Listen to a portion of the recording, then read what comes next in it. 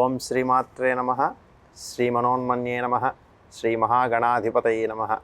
IBM YouTube ప్రేక్షకులకు నమస్కారం. కార్తీక సోమవార విశిష్టతను గురించి మనం తెలుసుకుందాం. మనకు సాధారణంగా ప్రతి సంవత్సరం కూడా 48 నుంచి 50 సోమవారాలు వస్తూనే ఉంటాయి.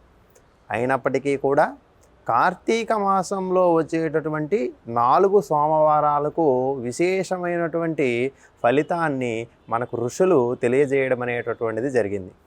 అదేమిటయ్యా మరి మిగతా 11 మాసాలలో వచ్చేటటువంటి సోమవారాలకు లేనటువంటి ప్రత్యేకత ఈ కార్తీక మాసంలో వచ్చేటటువంటి సోమవారాలకి ఎందుకు కల్పించబడింది అని మనం ఆలోచన చేసేటప్పుడు ఆ పరమేశ్వరుని యొక్క అనుగ్రహము చేత యమధర్మరాజుకు ఆ యొక్క శ్రీ మహావిష్ణువుతో మరియు ఈ పరమేశ్వరుడు ఇద్దరూ కలిసి సశక్తియుతులై దర్శన భాగ్యం అనుగ్రహించినటువంటి మాసం ఈ కార్తీక మాసం కావడం వల్ల ఈ కార్తీక మాసంలో శివప్రీతిగా మనకు సోమవారం యొక్క పవిత్రతను పెంచడం అనేటటువంటిది జరిగింది. అసలు సోమవారం అంటే ఏమిటంటే సౌమ సహిత వారముగా, అంటే సౌమ అంటే ఆ పరమేశ్వరుడు మరియు మా అంటే ఆ తల్లి పార్వతీమాత సమేతంగా కలిసినటువంటి వారముగా చెప్పబడింది. అలానే ఇంకొక అర్థాన్ని మనం పరిశీలించేటప్పుడు సోముడు అంటే చంద్రుడిగా కూడా చెప్తాం మనం. ఆయన ఎవరయ్యా అంటే లక్ష్మికి సోదరుడుగా చెప్తాం. చంద్ర సహోదరి అనేటటువంటి నామంతో మనము శ్రీ మహాలక్ష్మిని అర్చిస్తూ ఉంటాం. అందుకు ఈ యొక్క సోమవారం నాడు లక్ష్మీదేవి ఆరాధన చేయడం వలన లక్ష్మీప్రదం మనకు కలుగుతుంది, ధనలాభం కూడా పొందడానికి అవకాశం ఉంటుందని చెప్పారు.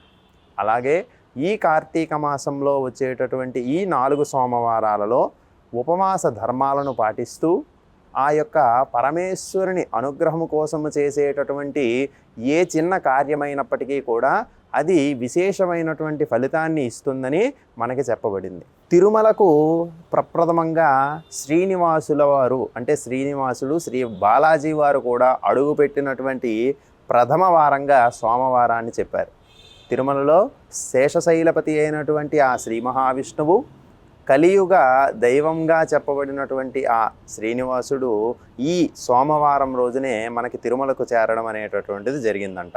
అందుకు శ్రీ మహావిష్ణువు యొక్క పూజ లేదంటే ఆరాధన కూడా ఈ కార్తీక మాసంలో చాలా ఉపయుక్తంగా ఉంటుంది అని చెప్పబడింది. అలాగే కార్తీక మాసంలో చేసేటటువంటి ఉపవాసము, అయాచితము, నక్తము అనేటటువంటి ఉపవాస వ్రతాలు అనేటటువంటివి ఏవైతే ఉన్నాయో అవి సోమవారాలలో చేయడం విశేషమైనటువంటి ఫలితం ఇస్తుందని మనకి చెప్పబడింది.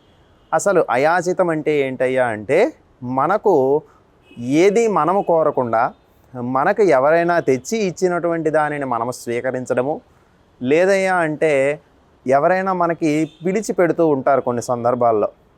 అలా పిలిచి పెట్టినప్పుడు వాళ్ళు ఇచ్చింది స్వీకరించడమే తప్ప తనంత తానుగా ఏది స్వీకరించకుండా ఉండేటటువంటి వ్రతాన్ని అయాచిత వ్రతము అంటారు. అలా ఎదుటి వ్యక్తి ఇచ్చినటువంటి ఆహారాన్ని లేదా ఇతర పదార్థాలను స్వీకరించి మధ్యాహ్నం మాత్రము తిని మిగతా సమయాలలో శివనామస్మరణ చేయడాన్ని అయాచితము అంటారు.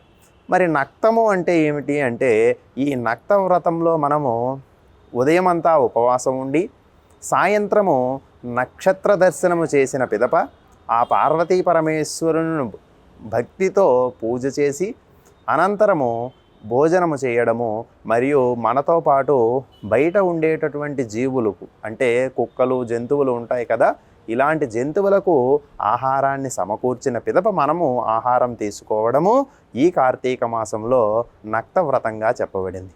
అలా ఇంకొకటి ఏంటంటే ఉపవాస ధర్మాలు. అసలు ఉపవాసము అంటే ఏమిటయ్యా అంటే మనము ఉపవాసము అంటే దగ్గరగా ఉండడం. దేనికి దగ్గరగా ఉండాలి అంటే మనలో ఉండేటటువంటి భగవత్ స్వరూపమైనటువంటి జ్యోతి ఏదైతే ఉందో ఈ జ్యోతికి దగ్గరగా ఉంటూ ఆ పరమేశ్వరుడి యొక్క నామస్మరణ చేయటము, లేదా శ్రీ మహావిష్ణువు యొక్క నామస్మరణ చేయడము, ఇష్టదైవాన్ని ఆరాధన చేయడం అనేటటువంటిది ఈ కార్తీక సోమవారాలలో విశేషంగా చెప్పబడింది.